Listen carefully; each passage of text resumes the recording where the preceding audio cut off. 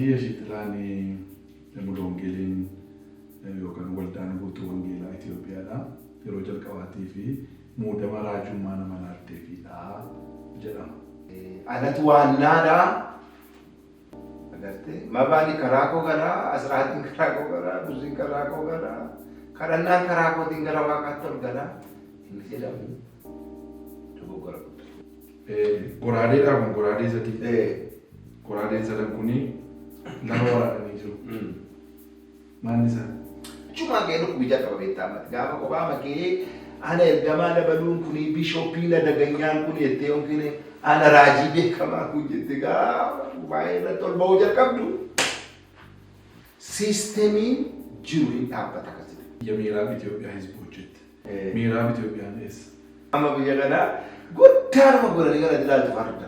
Waan fardi waan guddaa goote. No, hundi gogora guddaa. Amma waldaa tokko kan apoostolii jedhanii apoostolii duwwaan bultuu, raajii jedhanii raajii duwwaan bultuu, yookaan immoo luba duwwaan bultuu waan akkasii agarra. Anna Kiristoos Yesuus kophaa keenya hooggantu.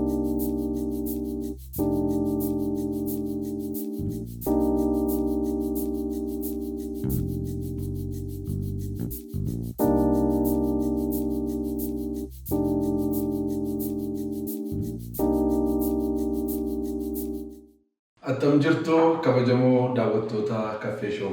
Caffee Shown torban kanaa kunoo amma eegaleera. Har'a immoo nama baay'ee jaallatamaa, kabajamaa, nama wangeelaa keessatti gatii guddaa baase.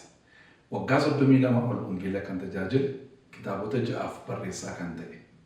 Obboleessa keenya Raajii Yeshixlaa isinii qabadhee dhufeera. Hamma dhuma sagantaa keenyaatti nu duukaa turaan afeerraa keenya. Raajii bakka kanatti. Ameen bakka nagaan nuyitti. Akkami. Nagaa kadhata waaqayyo. Bakka nagaa taate. Ameen. Baay'ee gammannaadha Caffee Show irratti qabaachuu keenyaa fi yeroo keelaatti dhufuu keetiif ulfaadhu siin jedha. Raajii Yeshixlaanii Mulongeliin yookaan waldaan guutuu wangeelaa Itoophiyaadha. Yeroo jalqabaatii fi muudama raajummaa nama laatteefidha jedhama. Kun dhugaadha yoo ta'e maal isa dura namni ayyaana kanaan hin kaane moo biyyattii keessaa yookaanis waldaatu hin agarre? Kana karaa lamaan asii deebisa. Tokko ijoollummaa makootii kee akka itti naa kadhatame yaadeen beeku malee ati raajiidhaan jira waaqayyo. Yeroo mana waaqayyoo keessa dhufe. Mana waaqayyoo keessa dhufe. Yeroo baay'ee ergaan natti mamus waan akkasii ture. Keessumaa bara tokko bara 88 asiin kolleejjii baradhee gara Garbooree Churchii keenya dhufee nan beeku. Hojii tokko naafee borisan hojjedhaa jedhe.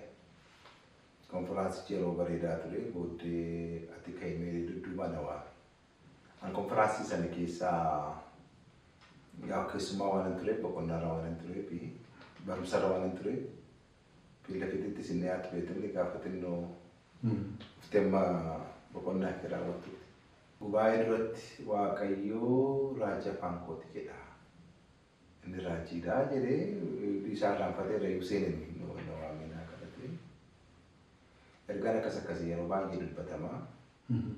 Harmeen koo gooftaan qabdu ortodoksiidha. Ijoollee 11 deessee ashanaffaadha. Hamma mucaa kanaa anda'utti ji'a wayii garaa koorratti ba'aa jetti. Ji'a wayiitu garaa koorratti ba'a? Waaqumarraa. Kundurii amma boqotteetti naasutti. Yeroo sanaa afaan koo duukaan ta'a waaqayyo wantoota guddaa tokko hojjeta dingatuma. Itti yaadees miti garuu raajiitti naa kadhatu. Amma yerootti ulfummaa yeroo harmeen keessi ulfaan jiranidha kan ijji irratti bu'u. Mul'ata argumoo? Amanuu miti siin jedheedha. Garuu mul'ata argu. Paartiin sun naannoo dhiba waa'ee naasa hin beekne dha mul'ata naasa hojjetaa jirtu kun. Namoota waa'ee hin beeku. Kana maatiin beeku obbolaan koo hundumtuu beeku harmeen kootu dhugaa baatu. 2007 kan isaan booddee gooftaa fudhataniiti garuu. Ji'a wayii garaa koorratti ba'a maal waa'ee mucaa kanaa nama beekaa ijoollee isa dura yoo ijoollee 4 dheeraa kana nagarree jedhu jedhan ifuma laatu yeroo laatu waamichi waaqayyoo garaadhuma haala keetii jalqabeetiin Ermiyaas jedhu nuun gallee nu galus nu galu baatus waamichi raajii istilaan raajii ta'uun duruma akka ture yaada waaqayyoo akka ture anaaf kun konfirmi naa godha tajaajilli tokko tokko an tajaajilus akkasuma ture garuu oofisii kanaan namoonni na dursan hin jiraatu. Mormuu wangeelaa keessa hin jiraatu. Jedhee yaada ayyaanan tajaajilu warri na dura tajaajilaa turan jiru waanta ta'eef yeroo namni taa'ee ilaala. Garuu jara waan umuriin durseetu hin ta'in akkasuma ta'e akkas ta'e. Naa kadhatanii waldaan naa kadhatte waldaa mulu wangeeliiti. Waldaa mulu wangeelii akka beektudha. Daaqonni masa waggaa 3 shoomanii buusanuu yeroo itti fudhatu. Jeerumtis namaan kennanii animmoo chirchiin dhaabee chirchiin keessa ture waaqayyo akka ulfina maqaa isaatti waan guddaa lafa naan hojjete dhiyaattuu miti kana shoomame Addis Ababaatti. Addis Ababaatti Maganaanyaa Mulu Wangeeliidha. Maganaanyaa Mulu Wangeelii yeroo sanaa tajaajilurraa ilaalanii namooti baratan jiru jechicha keessaa teoloojis warri barsiisan jiru carraatee namoota guddaa jira. Anuma markachaas hin galfanne kanaan naa kadhadhaa jedhee biyya turre wangeelas tamaan jedhamee naa kadhate mana wangeelaa biyya jedhamee yeroo anan ta'e maqaa kanatti sanbataa xaaxaa akkamuu barsiisaa kadhataa deemu malee booddee na waamanii kanaaf sii kadhanna jedhanii lakkaa isaanii tunaa kadhatiin waggaa 2 dura jireenya koo naman isaan isaan beekuun na sallalaa turan. Tugar shumannata kanaatti na fide sasaggaatti amananiiru. Sayyaanaatti amananiiru. Waa'ee jireenya kootii namani hin beekne inni na beeku natti ramadaniiru. Yeroo baay'ee ergaa yeroo kadhannu gaafa gara koo dhufu dabarsee isin kennu namni si duukaa jira naan jedhu. Garuu ani yaadii kumatu na sallansee malee waldaa kiristaanaatti iyyuu seera. Sallanichi jarasee booddee sabsaabiin cheerchii keenyaa wangeelaa Beelleexaa Giyoorgis kan jedhamu barsiisaa teoloojii seminaariidhaa Harayyu. Keeniyaatti ture nama Keeniyaatti barateedha. Nama guddaa Mulu Wangeelii jalqabaatti bara 71 digirii isaa jalqabaa teoloojiin kan fudhate iyyuu inni gargaa'ee guddaadha. Gubaayetti bahee guyyaa naa kadhatamu gaanatti himameera. Isa torban yaa'inatti banii. Torban raasii kadhanna. Isayyuu isattiin naa kadhatan immoo qidaamee galgalanatti himane. Isayyuu diiga namaa jechuudha. Malee kanarra sanarratti jedhanii isaan. Haa ta'u malee yeroo sana raajii shoomuudhaaf waldaa 10 misikirinatii fudhatu. Waldaa 10 kan cheerchii Mulu Wangeelii ta'e addaa isaan sassaabatan jiru. Waldaa 10tu dhugaa ba'uu qaba. Nama makaan Mutu Wangeelaa. Makaan Mutu Wangeelaa dhugaa miti. Raajummaan ergamaan abiyyaata kiristaanaatiidha waan jedhanii fi makkaan Yesuusii lafa dhaqee tajaajila gaafataniiru. Ifin iseen raajiitti namantu. Jechuun ayyaanichatti namanti garuu oofisii kanatti ammarraayi. Qaaleeyotiin masarata kiristaanaaf garuu kan kwaamananiiru. Fiidbaakii kennaniiruuf hin tursitaniyyuu jedhanii jechuudha. Gaafa gargara laatu ani hin beeku. Waldaan Mulu Wangeelii immoo akka Itoophiyaatti gaafa dhiyaattu waldoota baay'eetu dhugaa ba'uu qaba. Malee ati beekee duwwaamu. Akka Itoophiyaatti shoowwamta waanta ta'eef kana hundumaa dabalaniiti yeroo naa kadhatanii gaafa ganama naa kadhatanii ija jabaannee katamaa kanatti ta'ee kan hin beekne Mulu Wangeelii takka katamaa kanatti kan hin taane kan goone kana irratti agarree kana inni raajiidha waanta ta'eef raajiidha ittiin jennee kanaaf immoo jireenya isaas qofa isaa turre gaafaranii hiriireen kanan isa jireenya qofa isaan turan baay'inne jechuun yaa waaqayyo mootummaa mageettillee akkas na yaadaddu jechuun anamma kana wangeelumatti hin jiraadharraa kan darbe namaa jedhee wanti ni ta'u miti jechuun nama nasaa tokko beektaa nama akkasii ta'a. Nama takka dhokotaa takka mul'ataa jiraatu miti. Garuu Nana mana dubbii waaqayyoo malee nama nashoomuu na kadhatu sanaa inni duukaa jira jedhee ija namaa eeggatu deemee gadi matumani jiraate garuu namni na argina nagarra iji waaqayyoo na arga kan jedhu sodaa qabaatu jireenya kooti. Taasisa akkanaan jiran baay'een egaa yeroo waaqayyoo natti fakkaata kakuu waaqayyoos tureera. Biyya Itoophiyaa kanaafis waaqayyoo raajjota gurguddaa qabiyyichaaf kaasu waaqayyoo kakataa tureera. Miraamoo Itoophiyaan biyya mukkee kana keessa eelachee biyya kee kana keessa damdurraa sadarkaa guddaa jira. Egaa yeroo raajamu dhagaan ture achi keessa afaan isaatiin nama tokko na godhee na waameera jedhee yaada malee nama ofii qote ammas taanaan hangafa nama ofiin jedhus midhanii badaa maqaanis jireenya ofiitti immoo durumaan hin rakkisu. Aappiloosi uumaa tokko hin taane miti hawaasa siraajiis hin jedhamne inni obaasa turedhama. Baay'ee kan itti amanuun jireenya kootti jechuudha lamayyuu jetteetu sagalee waaqayyoo obaasuu kadhachuu barsiisuu meejarii kootanaa jireenya kootti. Walris geggeessan immoo waldaan kiristaanaa itti amananii yoo si shoomanii tooti mamarkachaan galfatin kan kanas hin galfanne kanas na godhaa hin jenne waan ta'eef. Utuma raajiin taanee iyyuu raajii na godhanii yaadanii. Siltaan isaan duukaa jiru sun waa hojjetanii waan yaaduufi. Gaafsa kanaan jiran mormini maaliif natti mamaa ture waan ta'eef waaqayyo sanni jedhe godhuunsaa isa dubbatame raawwachuunsaa. Ibni garboolee 88 ergaa kan irratti fide kan waldaa keenyaa baay'eedhaan naga'eera karaa ilmee keenyaa jira karaa kooyyuu jira. Bara 2000 waggaa 16 booddee gaafa nu kadhatanii irraa waggaa 16 faasaatii. 88 kan sii kadhatan. 88 ergaa saddeetimame. 2000 sii kadhatan.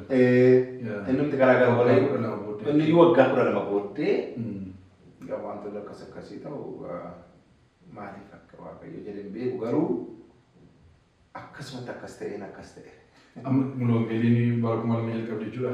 Intalli muudama kana kennu. Kiflaa gariidhaa garboolee bara 98 ta'uu kadhataniiru fi mucaa tokko immoo gargaarota nama lama Adaamaadhaa kadhataniiru.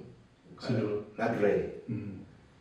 Akka Finfinneetti garuu aannan namni jalqaba. Akka Finfinnee. Akka Finfinneetti dagan akka Itoophiyaa isaas jedhamittis. So amma raajii fi ergamummaan akka Itoophiyaatti kennama akka guutummaa biyyaatti kennamu akka waldaa lookaalitti. Akka Itoophiyaatti kennama. Mul'oongeelii keessatti si fudhannaan akka Itoophiyaas si shu. Qaxanaa keessa dabartee maal keessa dabartee amma indoon baay'eetti jabeessanii ayyaanicha inni himne indoon Furgaasaa isaa jabeessanii jiru. Amma afurri kennaan raajummaa fi raajii dubbachuuf ofiisisaa garaagara. Takkaayyuu walitti dhufu. Maaliif sitti fakkaata? Qorontoos irraa boqonnaa 12 lakkoofsa 4 kaatee kennaa raajummaa warri qaban jira jedhama. Timbiitti daballe.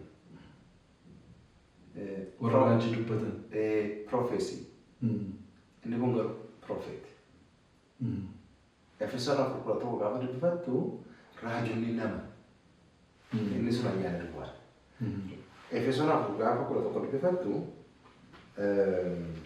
Efesoon guutummaa isaa gaafa dubbiftu iddoo afuritti yeroo dandeesse matsaafachuu wayyu. Fakkeenyumaaf asitti mul'ata. Tokko lama Efesoon 1:2 gaafa dubbifattu wanta itti dhanna Kiristoos ijaaran jireenya lafa siiqaa. Gara raafummaa, gara deebisummaa, maaloo nagaa midhaan jedhe. Achi gaafa gadi bu'u immoo Waaqayyo booji'ee isaan kaan ergamoota godhee, isaan kaan raajota godhee, isaan kaan barsiisota godhee, isaan kaan tiksoota godhee, isaan kaan lallabdoota godhee kenne jedha. Eeyoo kenne Yesuustu kenne. Jaarraa tokko bara Yesuus Kiristoos ture keessa waa lolanii moo'uun beekamaadha. Gaafa loltii mootu, gaafa boojitu garba godhatta. Bara durii sana bara Yesuus ture. Yesuus Kiristoos garuu diina moo'ee, hafuura hamaa moo'ee, samaayin lafa kan isa qabee jiru moo'ee ijoollee ofii isaatii garba godhatee mana keessa jira irra salaxanuutu hin ta'in waldaa kiristaanaa kan ijaaran hojjetaa kenna. Nama kenna. Naafi raajonni akka sagalee waaqayyooti yoo ta'e biblical prophet yoo ta'e amana wanti tokko raajummaan hin jiru hundi raajotaatiif ergamootaa irratti ijaaramne irra wanta ta'eef jedhu kun ilaalcha tiksisii dhiyeessuu danda'a. Raajiin kakuu moofaadhaa har'a hin jiru. Maaliif raajiin kakuu moofaadhaa isa mata hundumaa raajan wanta ta'eef. Ergamootiin immoo warri 12 sun yaadatta yoo ta'e Kiristoos Yesuus waan hundumaa isaan irratti raawwate miti samaayin iyyuu girgiddaan hundi nuyi itti gallu yoo tokko tokko maqaa jalaatiin jira jala balbaluun mul'ata Yohaannis irraa gaafa dubbifattu. Baruma sana garuu ergamootii 2 turan. Tokko Yaabagoo Hawaariyaa warra jedhaman ergamoota hoolichaa warra jedhamanii fi ergamaa waldaa kiristaanaa. Phaawulos ergamaa waldaa kiristaanaati. Malee warra 12 miti. Sana booda ergamoota baay'ee argita. Macaan warraa turaniiru. Raajonnis turaniiru. Agabboos warra jedhaman turaniiru. Raajii kakuu moofaatu hin ta'in raajonni amma waan haaraa eger bara dhufu bara dheeraa ta'u raajotu hin ta'in waldaa kiristaanaa dhanna Kiristoos ijaaruudhaaf, barsiisuudhaaf, gorsuudhaaf, jajjabeessuudhaaf, akeekkachiisuudhaaf, correction gochuudhaaf jiraata. Kun ayyaanichumatu irra jira. Raajonni dhugaan sagalee waaqayyoodhaa hin barsiisu. Inni nuti isaan barsiisan baay'een isaanii raajiidha. Ergaa dabarseetti badaa jechuun haalaatti dhufa waanta ta'eef badaa warra rakkatan bana garaachiidha.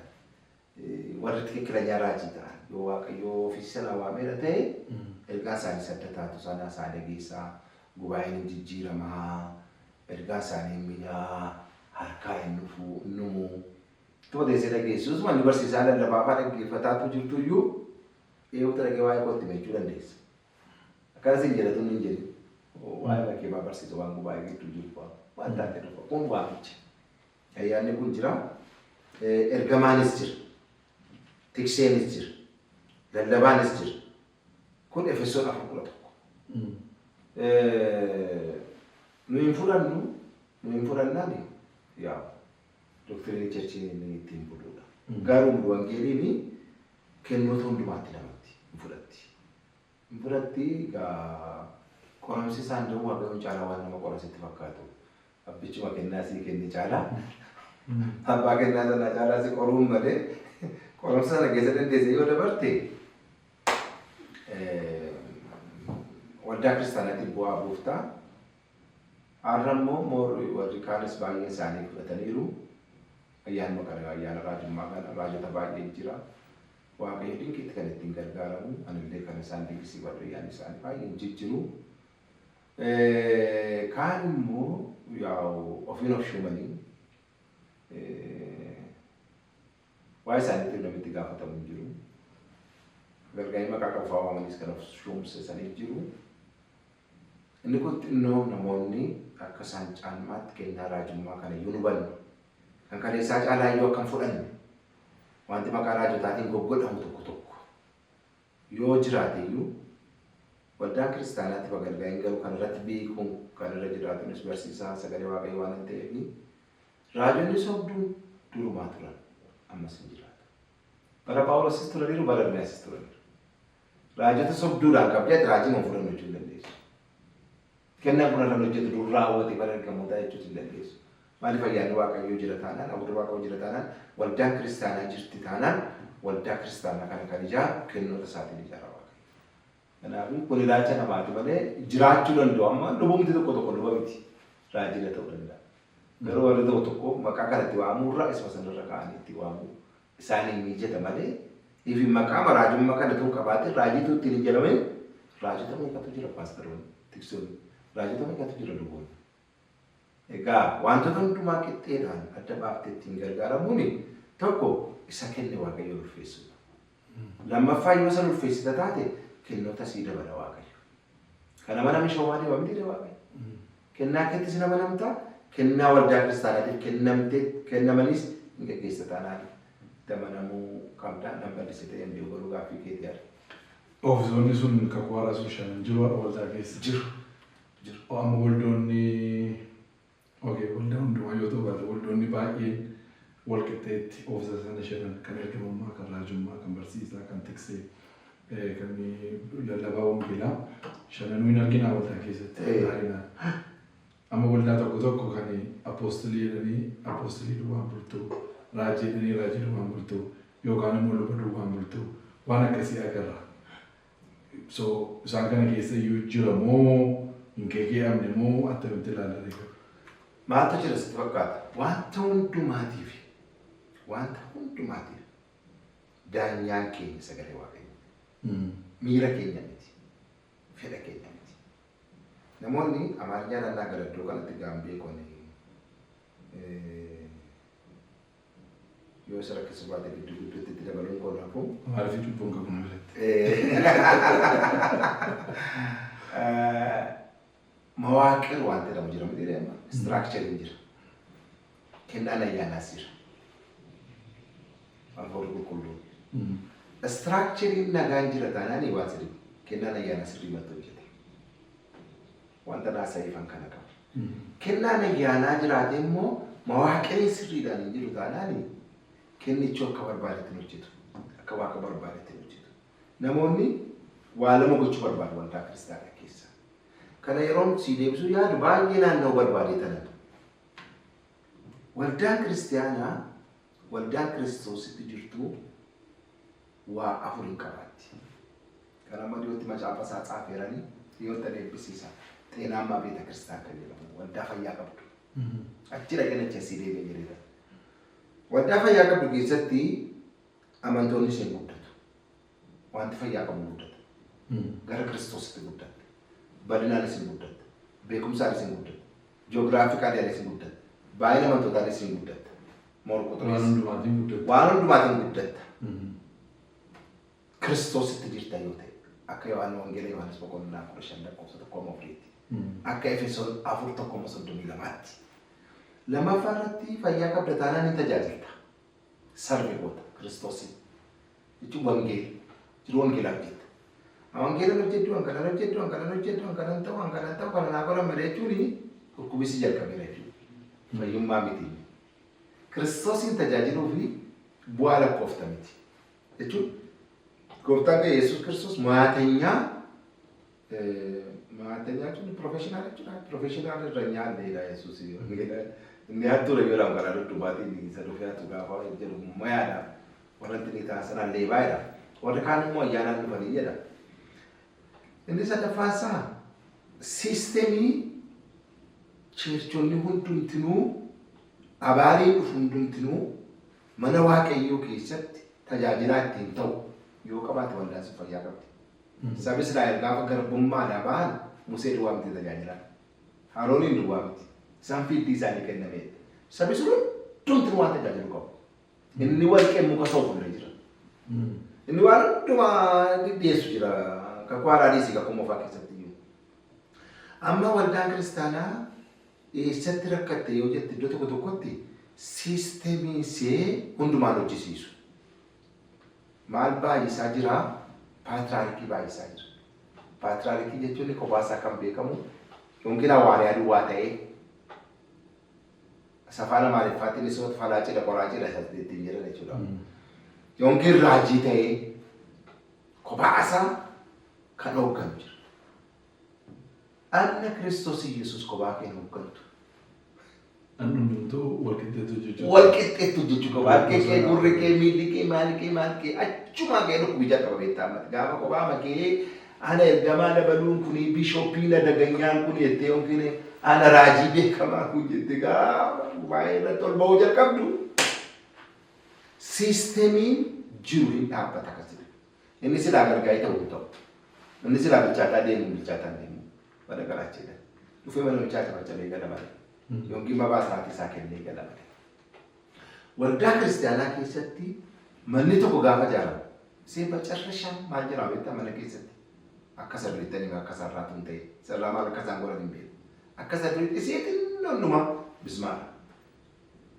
Bismaarri jiru taanaan mana waliin qabatu. Mana waaqayyoo keessatti ayyaanni hundumtuu wal qixxeedha. Hundumatu barbaachisaa. Ayyaana yaraadhaaf iddoo dhoowwattee ayyaana yaraadhaaf iddoo laatta ta'anii manni sun ijaaramee raawwate jechuudha. Manni Kiristoos sun irra guddaa qabdi jechuudha. Kanaaf paasterii bichaa, raajii bichaa, ergamaa bichaa inni jedhamu kuni sagalee waaqayyoo lafa inni itti deeggaru jira. Paaworii kana yoo sirra kaayira waaqayyo atoooritii ayyaana kana sii kennee yoo ta'e waaqayyoo ayyaana kanaan isaan kaan ijaartee ofii keetii gajjettee Kiristoosiin guddaa gootee warra kaan bu'aa akka taatu ba'aasitti dabaluudhaan malee waaqayyo inni amma ana dhaabee ana jalqabee anatu waannaadhaa agartee mabaani karaa koo garaa asiraatiin karaa koo garaa birriin karaa koo garaa kadhannaan karaa kootiin gara waaqaatti ol garaa inni jedhamu dogoggora guddaa. Walittiin fayyadu jettee kan namatti agarsiisa jechuudha. Bakka walittiin fayyadu. War siistemiin kun fayyamti. Kanaaf oofisuun shan jira. Oofisiin shanan suni bara isaanii guutuu warra tajaajilanii bara garaachaa bara isaanii hojii waaqayyootii warra ba'anidha. Warri immoo ayyaana tokko keessaa qabaatanii yeroo gabaabaa waaqayyoon tajaajilanis jiru. Deebi'anii mana waaqayyoo tiksuudhaan, shingillinnaadhaan, dinqunnaadhaan maaliin shoomanii kan tajaajilanis jiru. Mana waaqayyootiif kan waamamu hundumaatti akka tajaajilu. Garuu kun maal qabaachuu qaba? Siistemii namoota hundumaa tajaajilaa godhu yoo qabaatte waldaa kiristaanaa. Istiraakchariinsi, neetwoorkiinsi yoo bal'aate amma warra tamma hawaariyaa jettu nabiyaata hojii jettu kun amma waldaa tokko taa'een ilaala. Waldaa guddaadha. Cheerchii guddaa ijaaru. Amantoota baay'ee dhaqaa. Dhaqanii dhukkuba isaaniitti fayyuutti waaqayyoon dhangalateeffadha. Lafumatti jajjabaatu nu qabaachuun koo sitti tolu dhaan tokko. Dhugaarumatti deebiin laaf taana. Safeekii hojjetan utuu hin ta'in sama waaqayyootiin nagadan utuu hin ta'in innis jira waanta ta'e. Raajiin ilaa maaltu yaaddeessa waldaa kiristaanaa keessatti itti gaafa laaltu warra akkasitti baay'ee beekamanii warra kaan hojiitti hin butan. Kanaaf dingata yoo isaan du'an Hindu mootii. Maal hinduuni? Kimpiin jedhu malee. Yoo isaan akka tasa hinduu ta'anii hojii sana kan harkaa fuudhata kennu. Waldaa sun ittiin fuftu. Waldaa sun ittiin fuftu. Wayi manicha mootummaa fudhachuu danda'a. Namni biraa fudhachuu hin danda'a. Uummatitti gargaarama. Manni kisaara. Mana waanta ta'e. Manni jira. Turuutti yoo ijaaran rakkoon qabu yoo sibsabaa daraashaa wayii godhatte sitti gargaaramta mana. Amantoonni achi gaafa achi battanaman garuu lubbuun namicha dhabuudhaan badan gaafa laattu garuu si yaaddessa. Anama waldoota gurguddaa turan keessatti dhuguma sitti muuf yoo ta'e wanta baay'ee gammadu jira. Waldaa makaanis waldaa baay'ee turte. Annuun wangeelidha. Illee gaafa seenaa waldaa koo sana jechuun waldaa rakkisaa hundi waan tajaajila waan ta'e. Istiraakchariin isaanii waggaa 100 ol namoonni mana waaqayyoo keessa kan jiraatan godheera. Kun akka waan salphaati. Wanta itti fufiinsa qabu. Wanta itti fufiinsa qabu. Ta'uu ture jira. Hojiin mana waaqayyoodha waan itti fufiinsa qabudha malee waan itti kophaa kee fakkaatee walharkaa fuudhan. Walharkaa fuudhanidha malee waan itti gaafa diriingata duutuu intini taatu miti. Jenna isaan ittiin butanidha. Isaan siistemiin isaanii tufattashame kaazinaan birri isaanii yoo maqaa isaaniitiin jira. Kan namaa ziraatii mabaan sabasababiyyuu. Hiikaa adallu. Kun fayyadamina jettanii. Namni fayyaa qabu deemsa isaa, jireenya isaa, tajaajila isaa, barsiisa isaa, bulchiisa isaa hundumaatii Kiristoosiin dhugaa ba'uu qabu. Kanaaf egaa amma gara dubbii keetti sii deebi'uufanii warri humnaan tiksee ta'an jiru. Warri humnaan jedhu waamicha miti. Humnaan nama jaarratanii akka paartiidha. Humnaan raajii kan ta'an jiru. Humnaan ergamaa kan ta'an jiru. Isaan kun yoomiyyuu taanaan achi as hin butan. Maaliif yoo jettee taargeetii ittiin dhufa qabu isaa. Hin godhumoo waan jedhu. Gochuus hin danda'u. Phaawulos kanaaf waan of eeggatuufitu tajaajila jireenya isaatiin darbu waaqayyo dinqii godhuun illee maal jedhee yaadata. Kun akka waan maqaa kootiin ta'etti maaliif fudhattu isin jedhe maqaa keenya akka waan ofii keenyaa goonetti maa fudhattu. Waltajjii tokko tajaajilee deemuudha. Maaliif ajajjanii nu ilaaltu? Maaliif ajajjanii nu ilaaltu? Madraki rakkitti. Akka wanta nu ofii keenyaan goone. Abbaan kana godhe jira. Abbaan kana godhu jira. Tajaajilli dhugaa isa agarsiisa. Abbaan godhe sana Yesuusin. Malee nama duwwaa agarsiisa taanaani ofuma kee duwwaadhatu የመጨረሻ ጳጳሲ ታታቲ ወደ ሴራን ጳጳሲ ታኔ እንደውም ስትራክቸር ይቀቡሳ ጃላ ሲኖዲ ይቀቡ ማልቀቡ ከዛሊ ቀላል ይትንኩ ነው በተታ ፓትርያርኪ ጳጳሲን ከበቀሙ ካቶሊክ ኢትዮጵያ ኦርቶዶክሲቲ ጃላ ሳን ስትራክቸር ይሳል ይችላል አማ ጎዳቱ ከዛለ ማንተ ከወረ ፔንቴኮስታል ኩን ከወረ ከሉትራኒ ኩን ኮባሳ ሊበውታ አዋስ ገረሙ ስለዶሲቲ ነመነኒ ቡድሲሳ ጃርሶሊቲስ ነው ነመነኒ ቀጠናት ሲነመነ ዋንተ ተይቢ ኮባ መሳኒ አመሳም ፑሰን አመሳም በለሰ ተጫለ ባይጋር ለጋንት ጉዳና መከራን ፍረን ደወረደ ያዱ ኦፊስ ሶሻል ነው ጀራቴታ ጀራ ኤርገማን ጳውሎስ ሞከዱበት ኢሳኒ አመንቶታ ሆጂ ኢሰጋሪ waaqayyo itti isaaniif isaan qopheessuudha. Hojii qopheessuuti. Yeroo isaan qopheessan maaltu ta'a amantoonni hundinuu moon hojjetu jechuudha. Waan akka isaan hojjetaniif waaqayyo barbaadesan. Waldaan akkasii waldaa fayyaa buleettiidha jechuudha. Baay'ee dinqee. Kitaabota barreessaa turte. Kitaaba ja'a. Kitaabni inni booddee immoo waa'ee miiraa Itoophiyaa Hizbuu jedhu. Nargara kunoo Justice Freedom, Peace jedhamu risaa. Goraadeedhaan goraadee sadii. Goraadeen sadan kuni nama waraananii jiru. Maalni isaa? Kana Norway gaafa naqee kiristaanitti isa jedhamu isteetii isaanii sana beektadha yaada. Iddoo sanattitu galaana bukkeettitu seefii sadii gad deebisanii gosa sadii koo waraanaa ture. Kun akkasumatti jira achi jira. Bishaan bira. Bishaan kana bira. Bishaan bukkee dhaan kaasa booda jira. Galaanicha bukkee laa ibsaa isaa yuudhaa achiin kaasa. Gaafa jaartii waldaa tokko na daawwachiiftu naannoo sa'aatii xinnoo tokkoon qabattu darabtiidhaaf.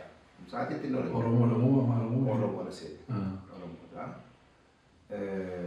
Gaafa isheen na agarsiistu gosa sadii wal waraanaa tureetu kana booddee waliin waraanu jedhanii seefii isaanii kana lafatti gad deebisanii. Egasii ga'ee biyyi Noorwee kun nagaa argatee naan jette. Chuma dhaabbatee laphee kootti namuudhe. Naati inni waan tokko tokkoon gaafadhee saamii gosaa kan jedhamu akka Oromoo biyya kanaa bal'aa ture jetti. Amma Deenmaark kan Raashiyaatti kan jiru isaa dhiibanii kan ol baasanii. Nooreejiyaan iddoo biraarraa dhufanii. Mootiin tokko immoo bukkee sana jira kan sadii wal waraana ture. Inni tokko dimokiraasiin barbaada jedhee inni tokko haqaan barbaada jedhee inni tokko immoo nagaan barbaada nagaa ma hojii jettanii. Gaafa walii kakatanii seefii kana walii kakatan. Seefiitti wal waraanu kana booddee wal waraanu jedhaniitu lafatti gad deebisa. Garaan kana bukkee dhaaban. Har'a dhaabbatee jira boogilii irraas ilaaluu dandeessa. Isa booddee nagaan bu'e. Nagaan Noorwee dhufe kun amma biyya nagaa shandamtu kan taate badhaasa kan taate piraaktikaalii jireenya jiraatte. Gosi akka Oromoodhaa dhiibamaa ari'atamaa ture suni ammayyuu dhiibamee jira gara caafii samii isaanirra jira. Haa ta'u malee helikooftariidhaan eegamaaf saawwisaa qurxummiidhaaf saawwatissee jiraata. Saawwisaa helikooftariidhaan eegama. Afaan isaatiin bula. Dimokiraasii jedhamu qaba. Caffee ofii isaatii naannoo isaatti qaba. Gosumti sun. Nagaa guddaatu iddoo sana jira. Egaa biyya keenya immoo yoo laatte gosii wal waraanu sababaaf kan ta'u illee yaraama yoo ta'e iyyuu gosa 80 oltu jira biyya kana keessa. Nagaan kan bu'u yoo seefii isaanii lafatti gad deebisanidha. Akka sagalee Waaqayyootti. Deebitee immoo waan si dhibu obboleessa immoo. Kun dhugaadhuma jiru labeettanii. Obboleessa wal lolaa immoo wal tumataa oola malee obboleessa balleessu. Kan biyya kanaa kan si gaddisiisu Makaleessa eeggate kana yommuu isa kana du'aa yaadeffataa jiru miti. Isa alaatti dafanii moo'icha argataniiru. Isa alaatti dhugutu. Isa iyyuu waan tan keekuu qaba akka kootti yookiin ilaalcha mataa kootti gaaraadhiif ta'a. Fardaan ba'anii lolanii sabi ba'ee loleera waaqayyo bagalatu. Garuu maqaa waaqayyo isaanii yoo badaan agartu. Moo'ichuma sanaa. Fardi lolaaf qophaa'aa moo'icha kan namaa kennu waaqayyoodha. Waaqayyo biyya kanaa moo'icha kenneera. Fardi moo'ichaaf nama gargaaru caaluun qulluu. Amma biyya kanaa guddaa nama godhanii kana ilaaltu farda. Ka waan fardi waan guddaa goote.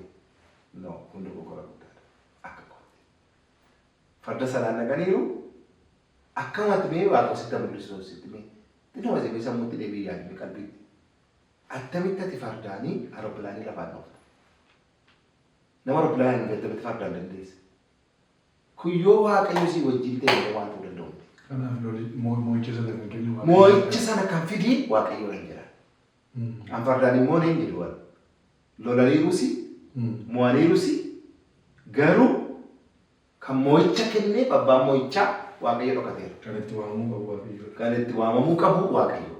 Egaa isa alaatti waaqayyo isaan gargaareetu isa keessaa fitu. Isa keessaa kan ammoo ibadaati waaqayyo humti kun kadhannaa isaanii kana badaa waan nageenyatti fakkaatu maala namtu waggaa dheeraan kadhadhe gaa. Waan tokko tokko kadhannaa duwwaa miti. Teessima sammuu keetiin yaaddeetu hojjeta waan tokko tokko. Sammuun maali waaqa galbisii keetiin. Amma ni waaqayyoon dura badde buleessa ati buleessa qootama kaffee ayyeeshitila. Ishitila kana galchi yoo jettee kadhatte ni waaqa osii dhagaa. Anis mucaadha waaqayyo.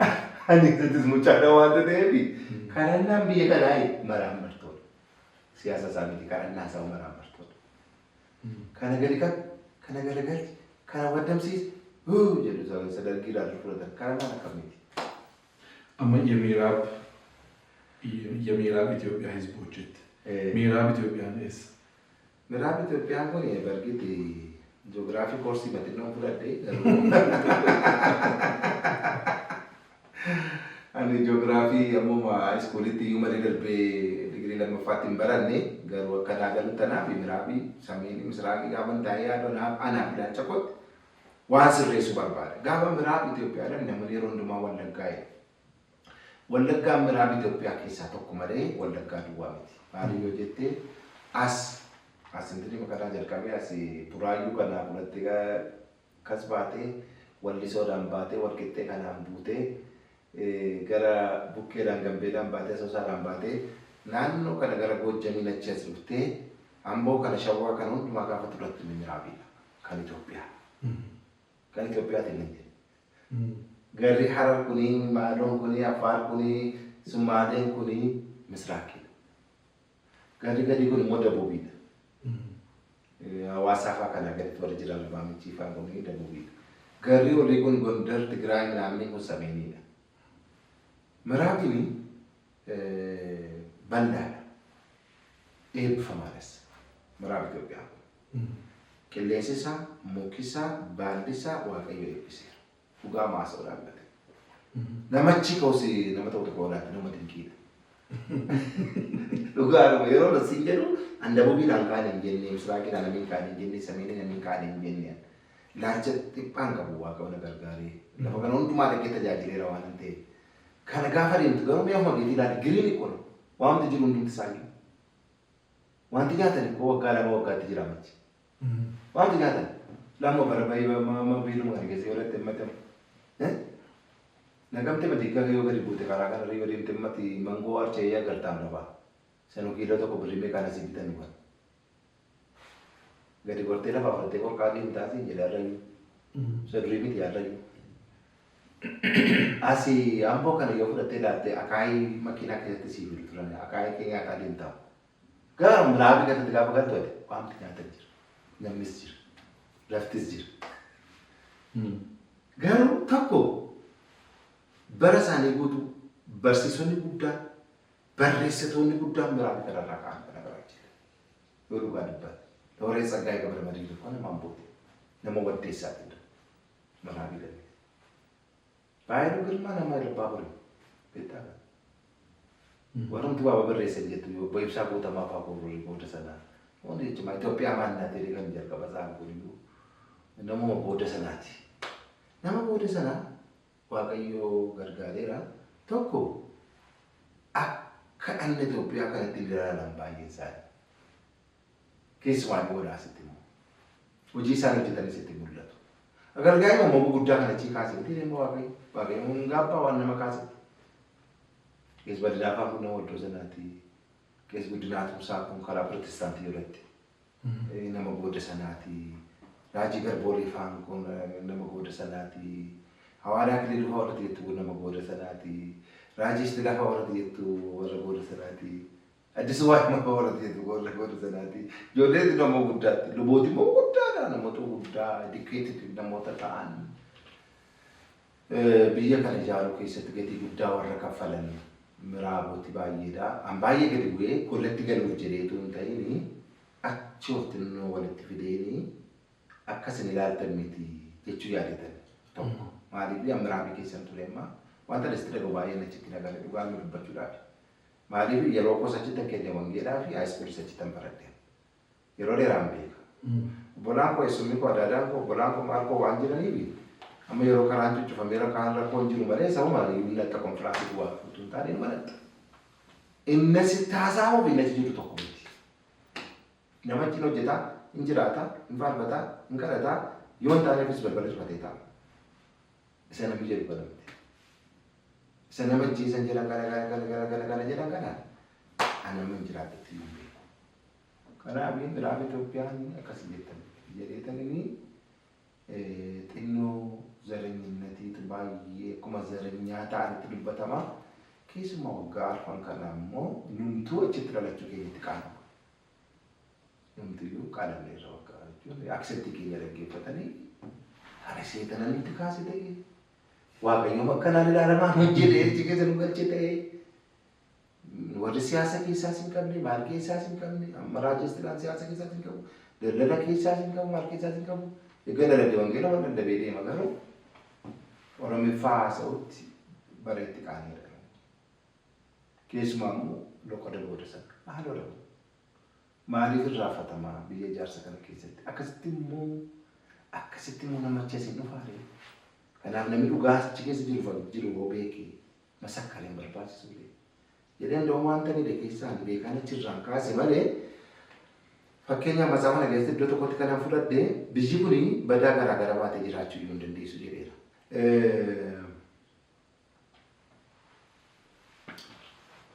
Saliixiin Wallaggaa, dhagaadiin Wallaggaa, warqeen Wallaggaa, bunni Wallaggaa kan Itoophiyaati. Biyya kanatti ittiin jiraata. Dhagaama sanaan namni goda sanaa mana iyyuu hin ijaarranne. Asitti Finfinneetti manni ittiin ijaarama. Manneen Alatti immoo alatti ba'aa asitti manni ittiin ijaarama. Dhagaan gadi deebi'u dhagaan achi hin ba'iinsa jedhamu keessa hin jiru. Gurguratee irratti hin jiraate ta'a. Mootummaan yoo ittiin hojjete immoo biyyaaf waanta ta'eef deebi'ee si ga'a.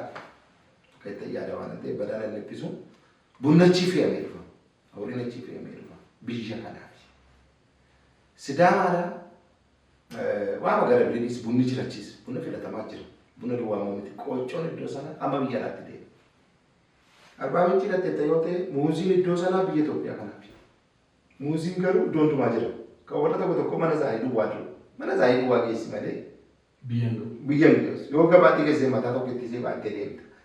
Yeroon akkasii hafeera. Kan jara kana makiinaa beekaan beekte hamma Tigraay hamma Tiritama biyya alaatti hamma Addis Ababaa kana keessaa takka itti taraadha. Muuziin bittu kuni Arbaa Minciidhaan.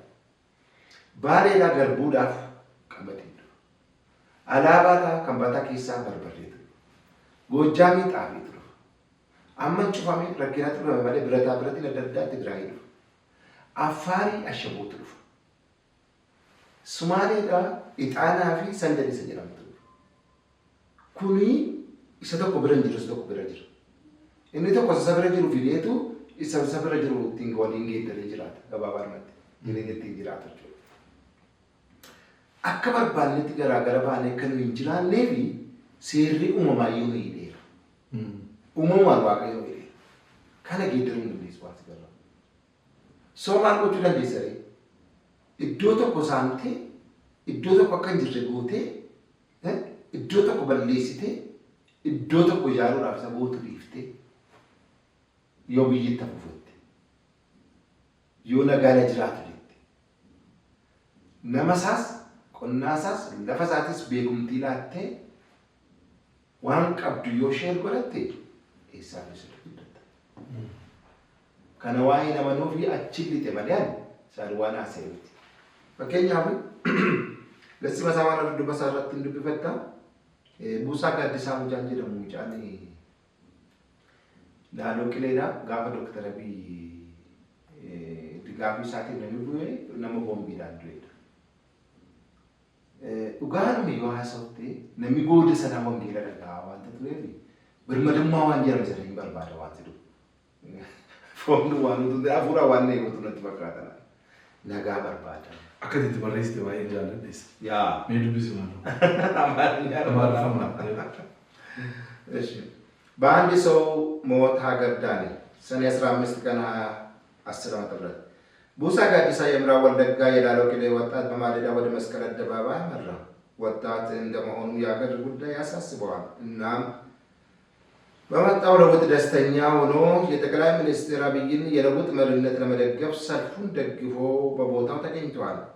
ህዝቡ ድጋፍ ወደ መግለጫው ቦታ ከያቅጣጫው የተመነ ባዶ የነበረውን አደባባይ በደቂቃዎች ውስጥ ሞላ።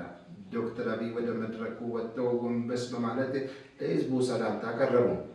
አደባባዩ በጭብጨባና በደስታ ተሞላ። ወጣቱ ቡሳ ጋዲሳ ዶክተር አብይን በቅርበት ለማየት በመቻሉ ደስታው ወደር አልነበረውም። ወደ መጨረሻ አንድ ነገር ሆነ። የድጋፍ ሳይሆን የጥፋት ባለተልእኮች በዛ ነበሩና የእጅ ቦምብ ተወረወረ።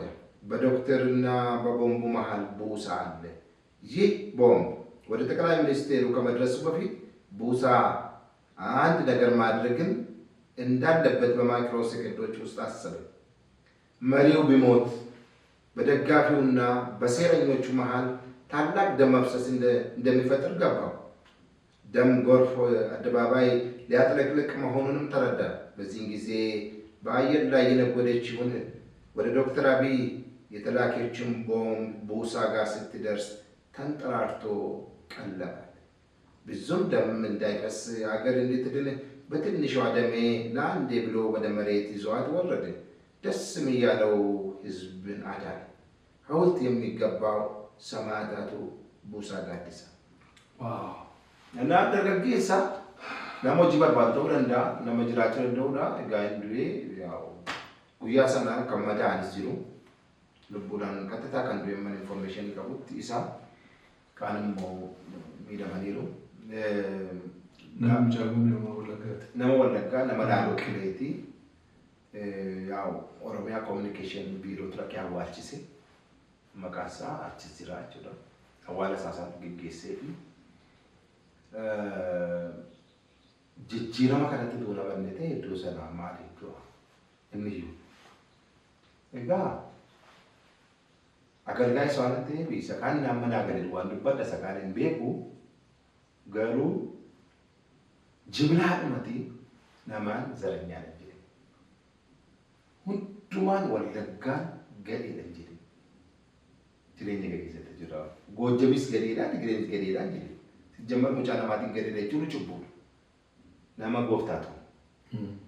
Inni garuu politikaa yeroo xinnoo tokkoof jedhanii siyaasaa jaallatamuu daqiiqaa yaraati wambarii yeroo xinnootiif jedhanii nama hojii guddaa biyyaaf hojjete. Biyyaaf jilgeenfatee boo'ee kadhatu. Dhaloota kanaa ba'aa guddaa qaba. Bu'aa balbala isaanii kan hin barbaanne walitti fuutee dhuma gaafate iddoo isaan dhabsiiftu riilii kana jaalala kan nama rukkuu jiru. Kana keessa wallakka duwwaa dhibbatee jiru komite nama. Wanti kunnootu tun jedhinaaf achitti dhiiftu taana. Amma naannoon keenya hundumaa iddoo tokko rakkina keessa jiru danduu biyyi Itoophiyaa kunis rakkina keessa jirti.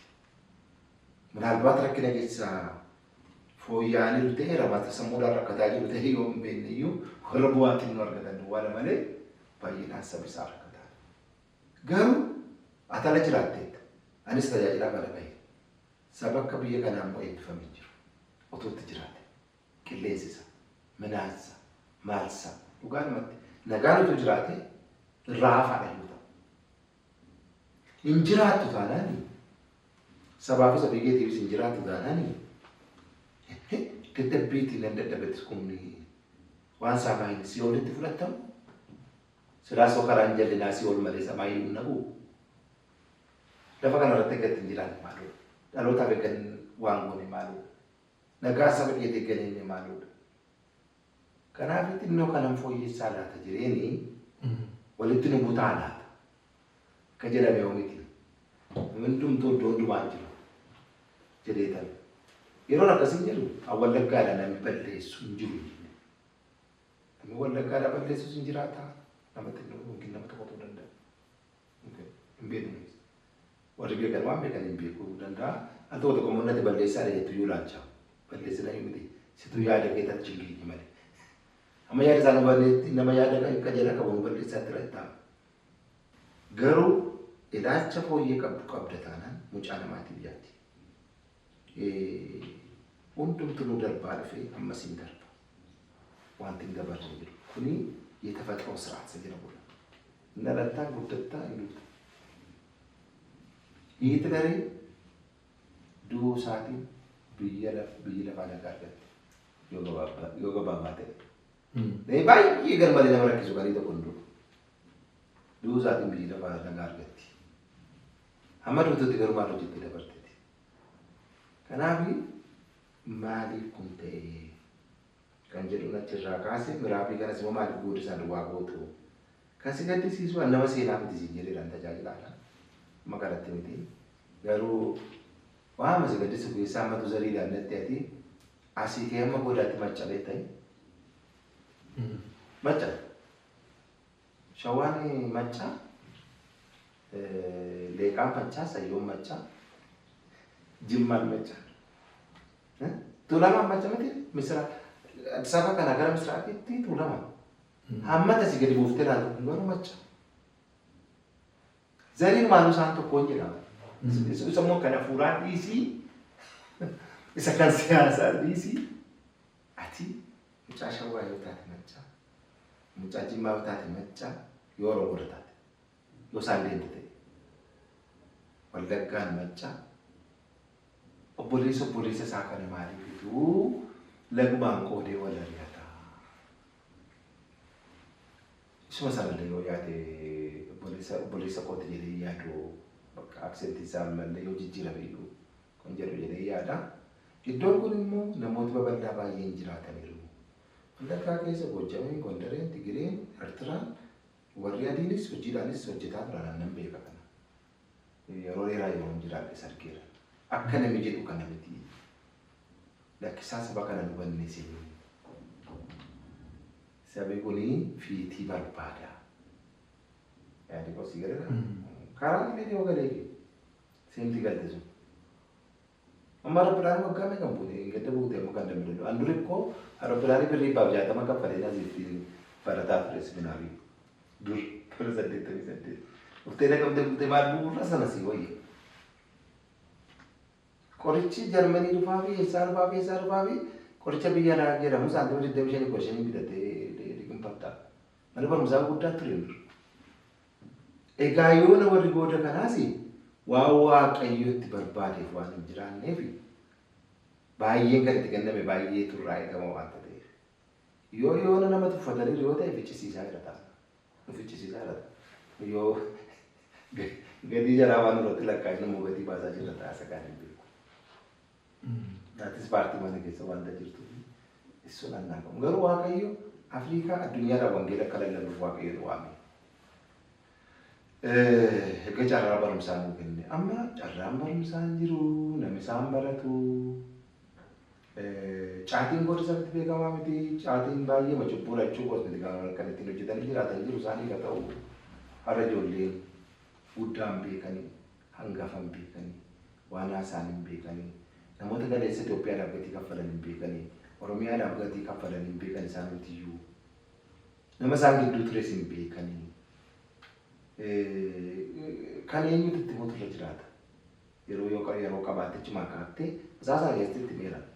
Masaafa namas hin jedhe kanatti waan itti waamamne waan jiraattaniif gadi baasaa jirtu. Ari'atamtanii mana hidhaatti bakkeetti maalitti? Maaliifi namni wangeelaa moor wangeela hojjeta. Waaqayyo immoo baay'ee si barbaada kanaan. Dhoksaan barumsa barachuu keenyas, dhoksaan haasaa danda'uu keenyas, dhoksaan Piroofeesar Hakiima ta'uu keenyas, baagiraawundi isaa tannaatti, yookiin karaa Adventistii Waaqayyo gargaarame, yookiin karaa Makkaanessii Waaqayyo gargaarame, yookiin karaa mulu wangeelii Waaqayyo gargaarame, Miraaba Itoophiyaa Ortodoksii caalaa jara kanatti beekama waanta ta'e.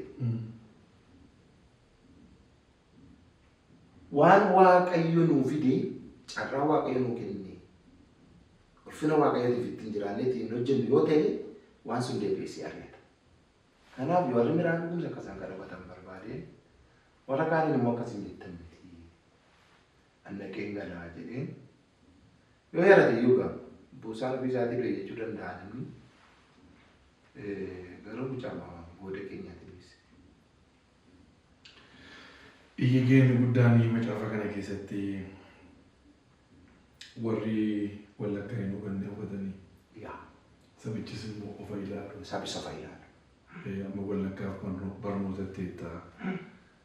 Wallaggaaf siyaasatti eettaa. Waan baay'ee tuqxeetu kaaftee namoota baay'eellee achi keessatti tarreessite.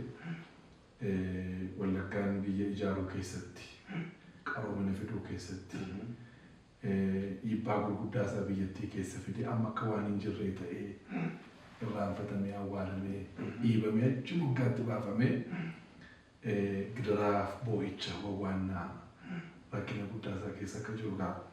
Kun waan beekamaadha. Inni fooyya'uutu irra jira sirrii miti. Fuula Waaqayyoo duratti gaarii miti isa eeguudha jechuudha. Ergaa raajii ta'ee yesheetu naaf caba kana keessatti. Ergaama fuuraa waan si tiksii malee hin barreesse malee ergaadha.